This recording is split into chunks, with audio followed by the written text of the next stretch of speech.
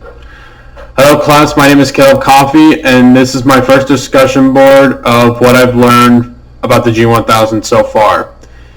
A little background, I started using the G1000 back at the end of May when I started flying the Diamond DA40 for fun flights, and I've learned a lot how to use the G1000 for IFR and VFR flights, and it is a great resource when you're up in the air. I'll be looking down occasionally to refer to my checklist for the Diamond DA40 for the procedures that I go through and just go over what I know about it so far. So I hope you guys enjoy. So for this presentation, I'll be reading off the Diamond DA40 checklist for pre-flight and starting engine procedures. So when we're starting the pre-flight in the interior of the aircraft, we're going to turn the master switch. So I'm going to power on the PFD and the MFD. Once that's done, we're going to check the annunciator and see if there are any alerts. So since this is a simulation saying sim mode is active, do not use for navigation, so clear that. Next, we're going to hit enter here and check our fuel flow. Or not fuel flow, excuse me, how much fuel we have in each tank. So for the Diamond, we switch tanks for the left and right.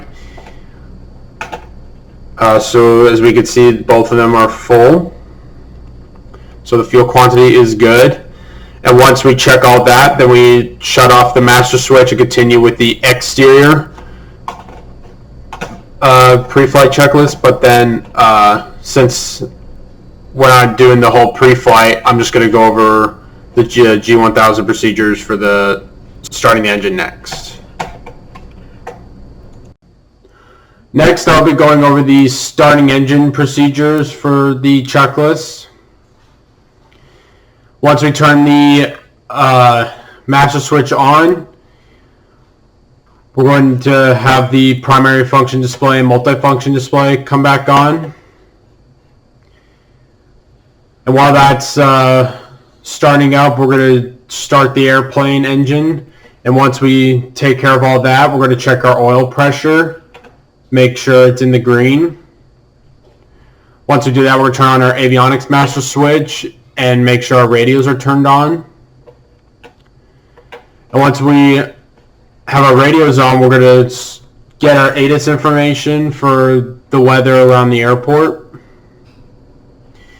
For Lakeland Lindo International, the ATIS frequency is 118.025. So I have that in the active mode and ground frequencies in standby mode. Once I get my ATIS information, I'm going to switch back to ground. So once I'm ready to taxi to the runway, I can call them up. Once we make sure the radios are all set, we're going to go to the transponder, make sure it's on 1200 and on standby mode. And on the checklist, it says to switch it to alternate mode and make sure it's still on 1200. So to do that, we're going to click this soft key here and then switch it to alternate. And once you switch it to alternate, a blinking R is going to pop up to the top right, and it's going to let you know that it's receiving.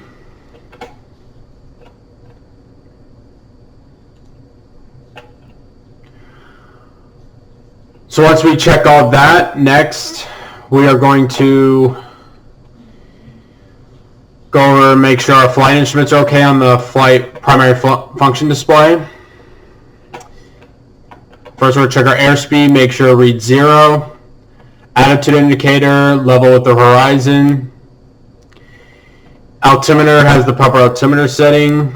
So in the ATIS information, it'll let us know what setting we need to switch the altimeter to. Vertical speed indicator reads 0.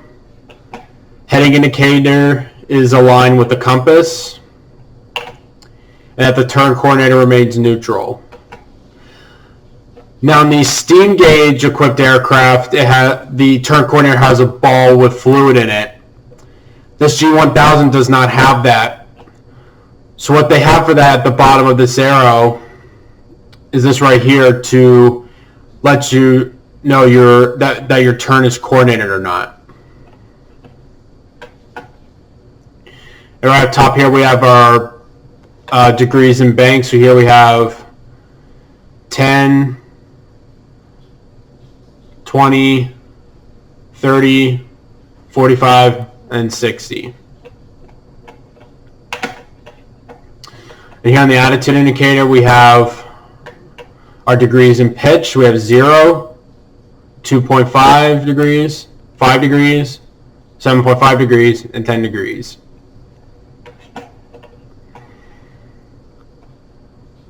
Once we check our instruments and have our information, our ATIS information, then we're ready to taxi to the runway. And once we do that, we can switch our radios to tower. So I'm going to switch it to tower on COM 2. And once we are clear for takeoff and we're up in the air, I can switch it to Tampa departure, Tampa approach in the standby box right here. And then I'll be able to talk to Tampa on that frequency. I hope you all enjoy this presentation. I look forward to seeing you all next time. God bless.